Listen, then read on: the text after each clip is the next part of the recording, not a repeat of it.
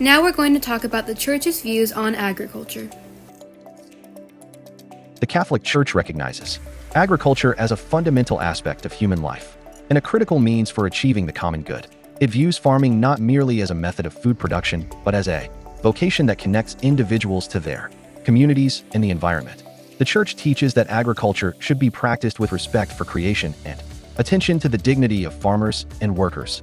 This perspective aligns with the Church's broader social teachings, which emphasize the importance of caring for the earth and ensuring that everyone has access to the resources necessary for a dignified life. In recent years, the Church has also begun to explore the role of technology in agriculture, including the potential benefits of artificial intelligence, AI. AI can be utilized to enhance agricultural practices by improving efficiency, increasing crop yields, and reducing waste.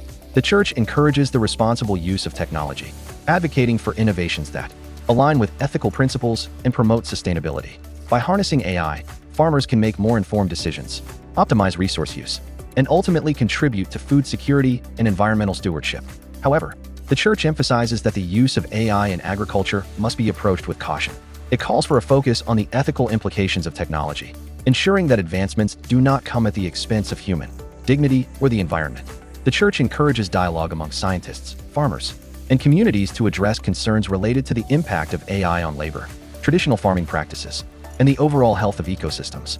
This holistic approach seeks to balance technological progress with a commitment to social justice and ecological integrity.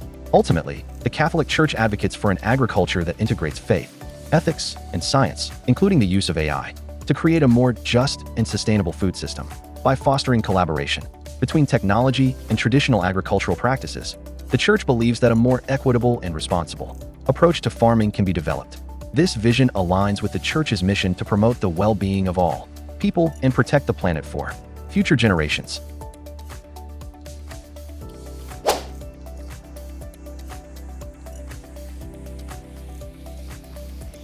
Now we're going to talk about the people's views on GMOs.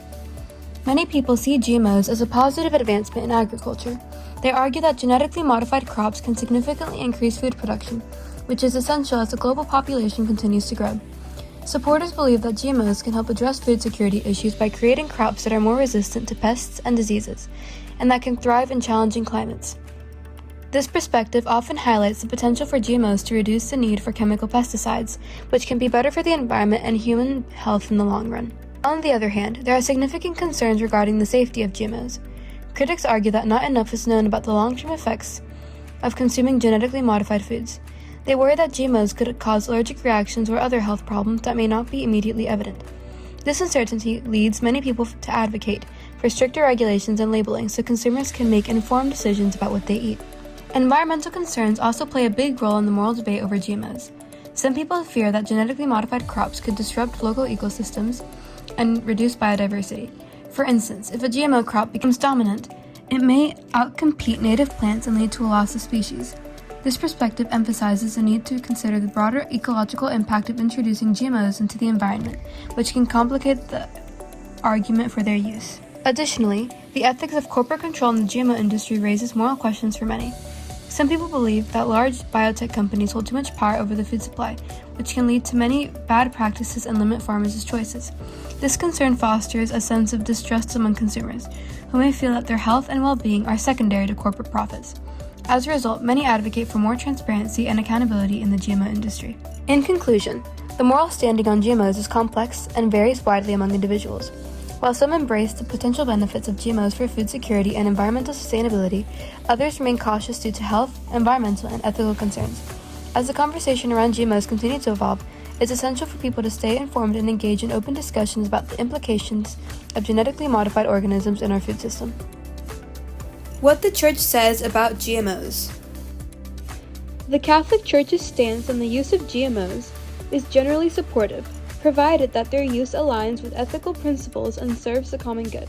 The Church acknowledges that biotechnology can play a significant role in addressing food security and improving agricultural productivity, especially in developing regions where hunger and poverty are pressing issues. By enhancing crop resilience and yields, GMOs can help ensure that more people have access to nutritious food, which is a key aspect of promoting human dignity and well-being. However, the Church also emphasizes the need for caution and thorough evaluation when it comes to GMOs. It advocates for responsible stewardship of creation, which means considering the environmental impact and potential risks associated with genetically modified crops. The Church encourages ongoing dialogue among scientists, farmers, and communities to address concerns and ensure the use of GMOs is guided by ethical considerations and respect for the natural world. Ultimately, the Church supports the use of technology as long as it contributes to the greater good and upholds values of justice and sustainability.